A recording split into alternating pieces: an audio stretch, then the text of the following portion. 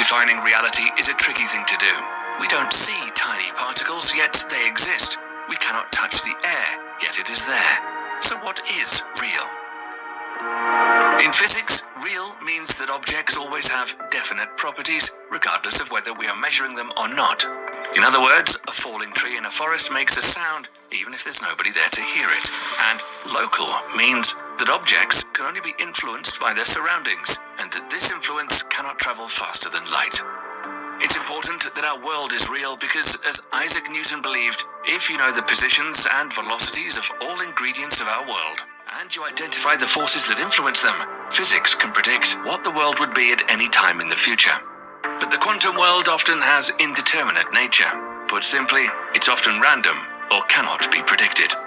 Consider a simple experiment. Fill a container with several radioactive atoms and wait. Generally, it can be predicted how many atoms will remain and how many will decay. However, you can never know for sure which atoms will and won't survive. Or fire a number of particles through a narrowly spaced double slit. You can predict what interference pattern will appear on the screen behind the slit, but you'll never know where every individual particle will land, even if they are being fired one at a time. Some aspects of quantum physics appear to be completely random. But are they really random? What if we just lack information? Albert Einstein believed that entanglement wasn't violating local realism, but rather that quantum physics was incomplete. He thought that the variables connecting these entangled particles would eventually be found. And the three scientists, John Clauser, Alan Aspect, and Anton Zeilinger, shared a Nobel Prize for proving these hidden variables don't exist. The scientists have reached a conclusion that an entangled particle doesn't have any properties until somebody measures it, and so these properties cannot be known or guessed by any means. So if the universe isn't real, then exactly what are we seeing and experiencing? A group of physicists in Los Angeles have come up with a new theory of reality, and it's based on periodic patterns or crystals. Crystals can be of different shapes, but also of different dimensions. Even more so, a higher dimensional crystal can be projected to create a pattern in a lower dimension.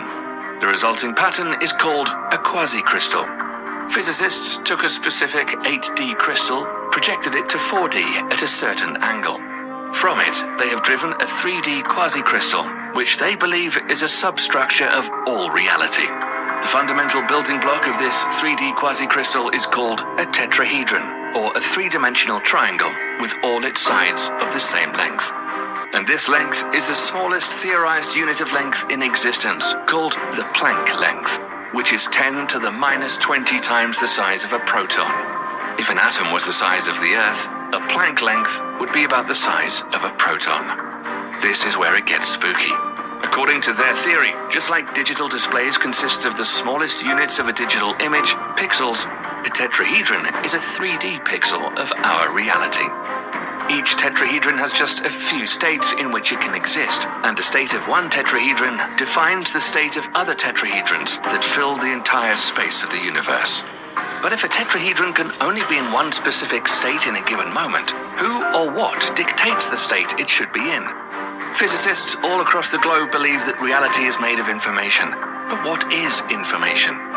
Information is meaning expressed through symbols, but meaning is nothing else but comparison or an ability to perceive something relative to something else.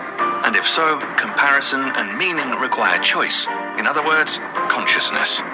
So just like when we know what the properties of an entangled particle are when we measure them, meaning or information can only exist when it's perceived or measured. If all of this is true, reality could be a product of consciousness.